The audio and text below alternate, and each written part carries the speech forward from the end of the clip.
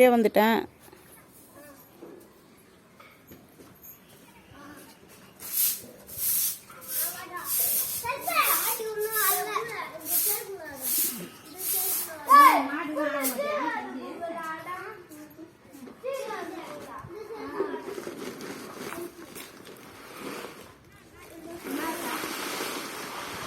என்ன பச்சரிசி கலந்துருக்கா என்ன அதில்? ஏன் அதில் கலந்த? ஆ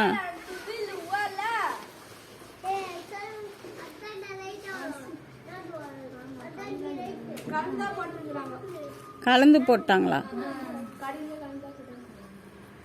சரி, அரிசி இல்லை போடு, என்ன பண்ணுறது? வேறு அரிசி இல்லை நாளைக்கு.